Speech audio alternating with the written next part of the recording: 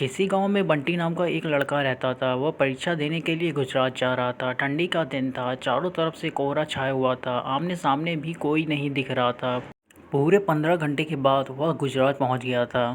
परीक्षा अगले दिन थी, इसलिए वह एक होटल में रहने के लिए सोचा। रात हो गई थी और कहीं भी उसे उसके बजट में सस्ता होटल मिल नहीं रहा था। काफ़ी ढूंढने के बाद उसे एक सस्ता होटल मिला। वह उस होटल में एक कमरा बुक करवाया और जब वह कमरे में गया तो देखा कि कमरे के चारों तरफ जाली लगे हुए थे। ऐसा लग रहा था कि यह कमरा काफ़ी सालों से बंद पड़ा था और कमरे के अंदर का माहौल एकदम डरावना और सुनसान लग रहा था। लेकिन उसने ये सब नज़रअंदाज कर दिया और होटल से खाना मंगवाया और खा पी कर सोने चल दिया। जब वह सो रहा था तो लगभग रात के 1 बज के करीब उसे किसी के पायल की घुंघरू की आवाज़ सुनाई दी।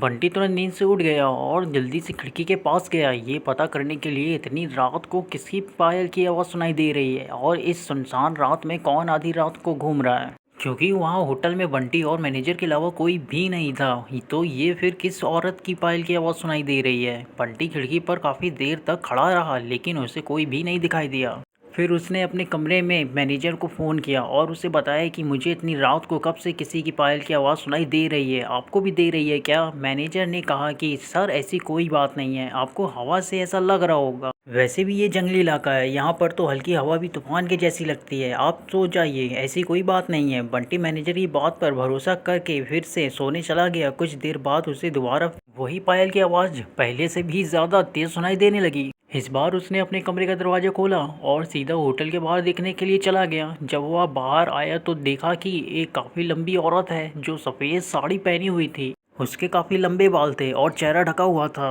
वह अपने हाथ में एक नारियल लेकर के होटल के चारों तरफ चक्कर लगा रही थी। ऐसा लग रहा था कि मानो अपने पायल की आवाज़ से किसी को बुला रही है। बंटी दौड़ करके उसके पास गया। कौन है ये औरत जो इतनी रात को यहाँ घूम रही है। लेकिन वह तुरंत ही गायब हो गई और चारों तरफ कोहरा ही कोहरा फैल गया। बंटी भी थोड़ा घबरा गया क्योंकि जिस औरत को वह सामने से देखा था अब वो नहीं दिख रही थी। बंटी अपने होटल में वापस जाना चाहा लेकिन फिर उसे दोबारा पायल की आवाज़ सुनाई देने लगी। बंटी अब उसे ढूंढते हुए जंगल की ओर जाने लगा। चलते चलते वह अपने होटल से इतनी दूर आ गया उसे पता ही नहीं चला। फिर उसने उस घने जंगल में कुछ ऐसा देखा कि उसका दिल दहल गया। उसने देखा कि उस औरत ने एक पीपल के पेड़ के नीचे 5-6 लाश रखी थी और बारी बारी से एक एक को नोच नोच कर खा रही थी। उसका मुंह खून से लथपथ था और चेहरा भी एकदम डरावना था। बंटी जब ये सब देखा तो उसके पांव तले जमीन खिसक गई। ये सब नज़ारा देखते ही उसे डर के साथ साथ रोना भी आने लगा। वह चुड़ैल अब मुझे भी मार देगी क्योंकि अपने पायल की आवाज़ से यहाँ तक तो मुझे लेकर आई है।